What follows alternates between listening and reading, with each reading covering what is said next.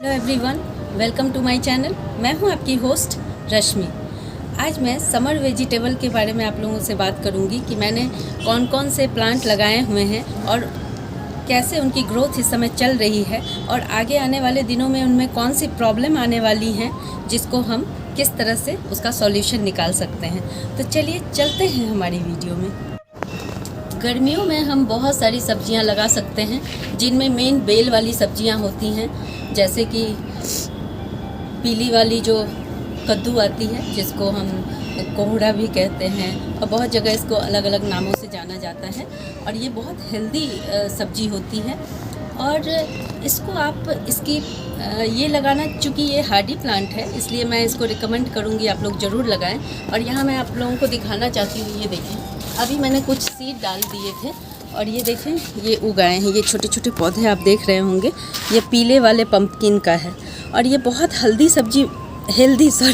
ये बहुत हेल्दी सब्जी मानी जाती है और इसकी लीव्स भी खाई जाती हैं, जिनकी रेसिपी भी मैं पिछले किसी वीडियो में बना के आप लोगों को दिखा चुकी हूँ। और इसके फ्लावर भी खाए जाते हैं जो बहुत ही न्यूट्रिएंट से भरे होते हैं। मतलब अगर आप ये प्लांट लगाते हैं तो ये सूरज की रोशनी से भी इसका कुछ नहीं होता, मतलब बहुत ज़्यादा अगर हीट हो जाए तो भी इसका कुछ नहीं होता, क्योंकि मेरा पिछले साल का एक्सपीरियंस इसके साथ बहुत अच्छा रहा है। तो आप इसको ज़रूर लगाएं। और अगर आप लोगों को फ्रूट नहीं चाहिए, इसका वेजिटेबल नहीं चाहिए, तो भी आप इसको लगाएं, छोटे गमले में भी लगाएं।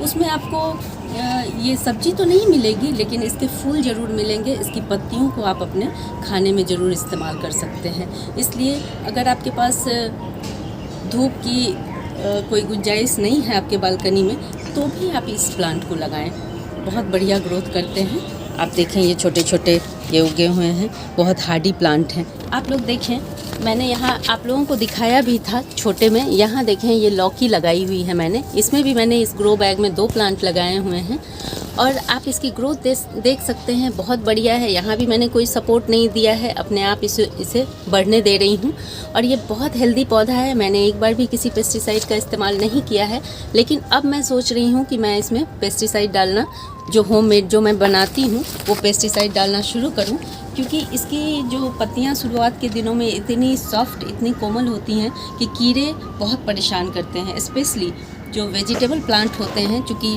बहुत टेंडर होते हैं, तो इस वजह से कीड़ों का प्रकोप बहुत ज़्यादा होता है। इसलिए हम शुरुआत से ही अगर इनकी केयर करते हैं, शुरुआत से ही सप्ताह में 2 बार अगर इन पे स्प्रे करते हैं, तो आप देखेंगे कि आपका प्लांट बहुत हेल्दी रहेगा। और एक और ज़रूरी बात, अगर आप वेजिटेबल लगाने में बहुत इंटरेस्टेड रहते हैं तो आपको फूलों वाले प्लांट भी लगाने पड़ेंगे। अगर ऐसा नहीं होता है तो आप देखेंगे कि आपका प्लांट बहुत अच्छा हेल्दी ग्रो करेगा, लेकिन उसमें पॉलिनेशन की प्रॉब्लम आएगी ही आएगी। फिर आपको हैंड पॉलिनेशन करना पड़ेगा, फिर उसके लिए दूसरा रास्ता चुनना पड़ेगा। इन सब से बचने के लिए आप देखें गर्मियों के प्लांट, ये इतने हार्डी प्लांट हैं, क्योंकि ये टॉपिक नहीं है लेकिन ये इससे रिलेटेड ज़रूर है, तो इसलिए मैं आप लोगों को ये बता रही हूँ। ये देखें कनेर का प्लांट है। इस तरह के हार्डी प्लांट आप अपने समर के लिए ज़रूर चूज़ करें और अपने वेजिटेबल प्लांट के आसपास उसको प्लांट करें। आप यहाँ देख रहे हैं बहुत सारे, मेरे यहाँ पॉलिनेटर की कभी कमी नहीं होती। आप यहाँ देखें इस तरह के छोटे छोटे बीज आप देख रहे होंगे यहाँ पे, ये सब बहुत अच्छे पॉलिनेटर्स होते हैं। इन बीज को देखें।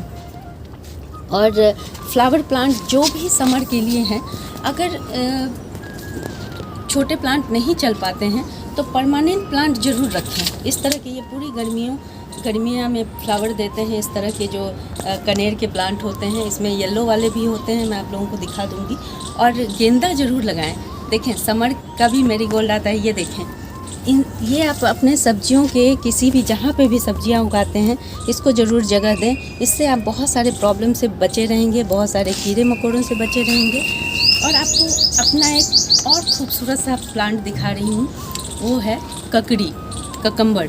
वो मैंने फ़र्स्ट टाइम ट्राई किया है और आप देखें कि कितना अच्छा ग्रोथ कर रहा है। ये देखें, ये छोटा ही है प्लांट। ये जो छोटा ग्रो बैग है बहुत ज़्यादा बड़ा नहीं है, मुझे लगता है ये 15 इंच का होगा, जिसमें मिट्टी बहुत कम है, लेकिन आप इसकी ग्रोथ देख सकते हैं कि कितना बढ़िया चल रहा है।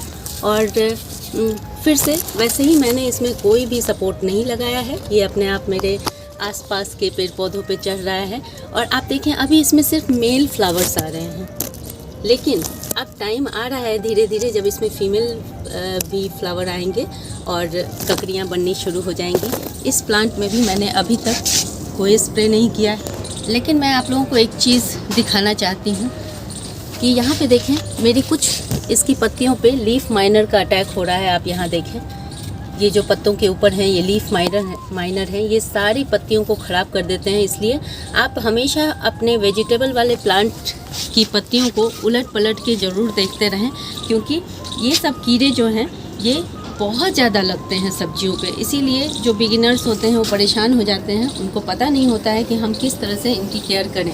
तो इस तरह की जब पत्तियाँ आपको दिखें तो पहली बात अगर कम हो तो उनको तोड़ के हटा दें, जैसे मैं इस समय कर रही हूँ।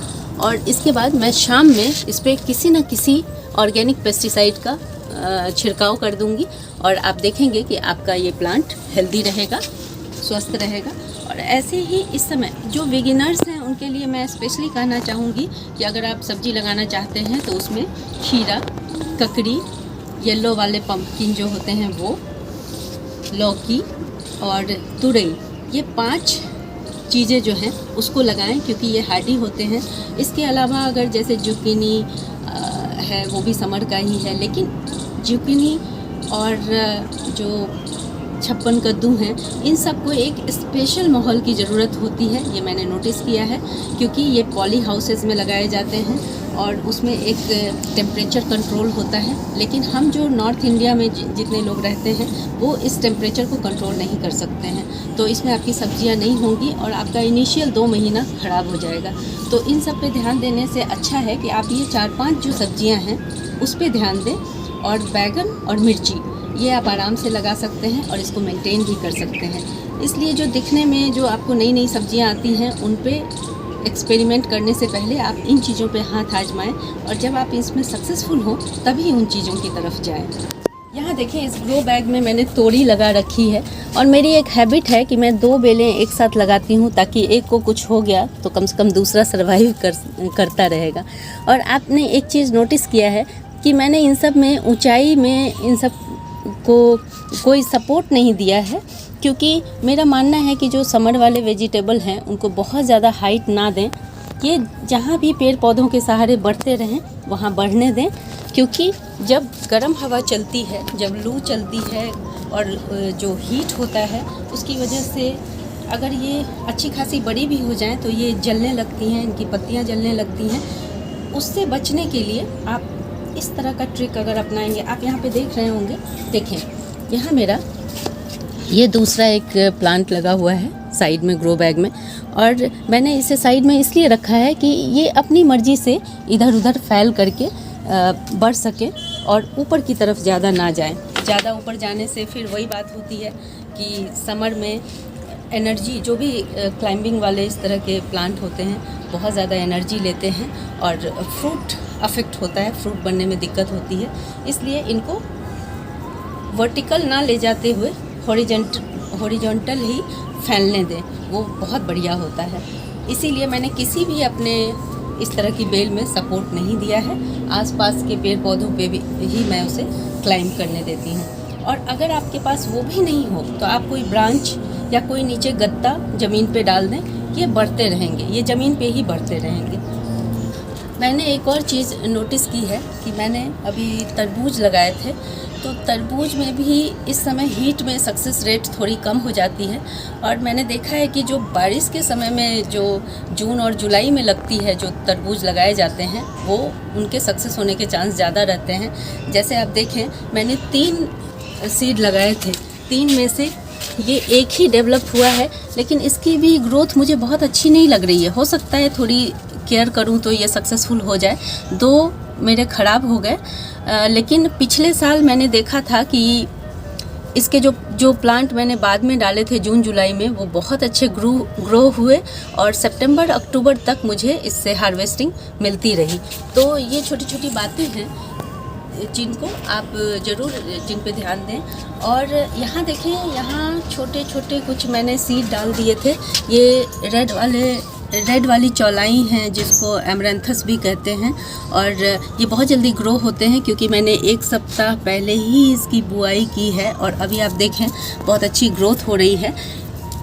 ये किसी भी गमले में, छोटे से छोटे गमले में भी उग जाते हैं, और जहाँ आपकी बेलें लगी हुई हैं उसकी छाँव में ये बहुत अच्छे पनपते हैं। जैसे आपने कोई भी, या आपने लौकी, तोरी, ककड़ी जो भी लगा रखा है, उसके आसपास जो मिट्टी बचती है उसमें आप इस तरह से ये वाली जो चौलाई है वो लगा दें। इसमें ग्रीन भी आती हैं, वो भी बहुत अच्छे से जर्मिनेट हो जाती हैं।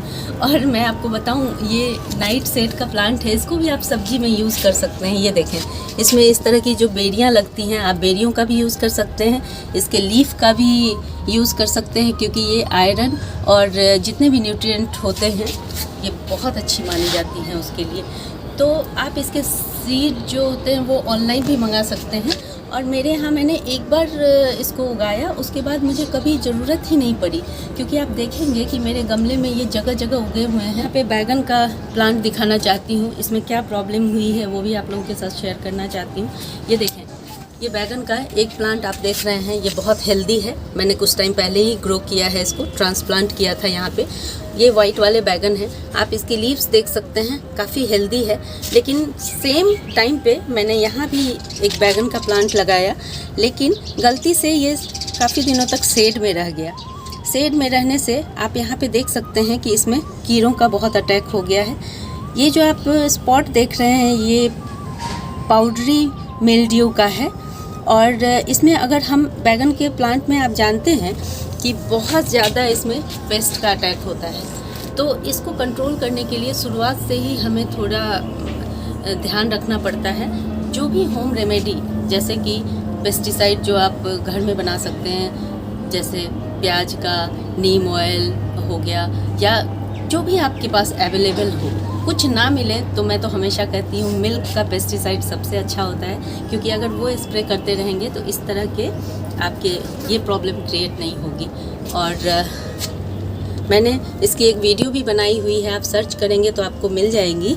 और शुरुआत से ही इस पे ध्यान रखना है कि आपको सप्ताह में 2 दिन इस पे स्प्रे ज़रूर करना है, ताकि इस तरह से आपका प्लांट हेल्दी रहे। और धूप में रखना है। जितनी भी हमारी सब्जियां हैं समर की, सबको धूप लगनी बहुत ज़रूरी है। सिर्फ एक ही चीज़ का ध्यान रखना है कि जो दोपहर की सनलाइट होती है उससे हम थोड़ा सा प्रोटेक्शन, थोड़ा सा शेड इसको अवेलेबल करा दें, तब फिर आप देखेंगे कि आपका बहुत बढ़िया ग्रोथ करेगा।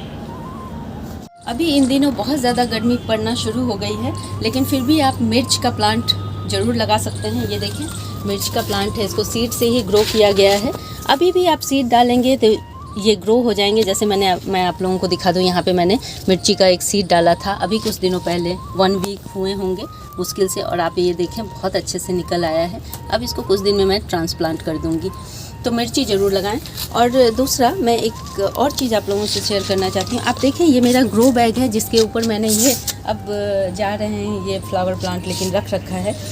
ये मेरा ग्रो बैग आप खाली देख रहे होंगे क्योंकि इसके ऊपर गमले रखे हुए हैं। तो मैं इस मिट्टी को ट्रीट कर रही हूँ, इसको रेस्ट दे रही हूँ। जब भी आप कोई भी वेजिटेबल लगाते हैं, स्पेशली वेजिटेबल में, तो जब आप उसकी मिट्टी प्रिपेयर कर रहे हों और पहले से ही उसमें कोई और वेजिटेबल लगी हुई हो, तो उसको रेस्ट देना बहुत ज़रूरी है। मैंने 15-20 दिनों से इसे छोड़ा हुआ है, इसमें कुछ भी नहीं लगाई हूँ। जब लगाऊंगी तो आप लोगों के साथ ज़रूर शेयर करूँगी कि कैसे मैं उसका प्रिपरेशन करती हूँ। तो मिट्टी को रेस्ट देना भी बहुत ज़रूरी है। अगर आप लोगों को मेरी ये वीडियो पसंद आई हो तो प्लीज़ इसे लाइक, शेयर एंड सब्सक्राइब करना ना भूलें। बेल बटन को ज़रूर दबाएँ। Leave nature, love nature. Thank you.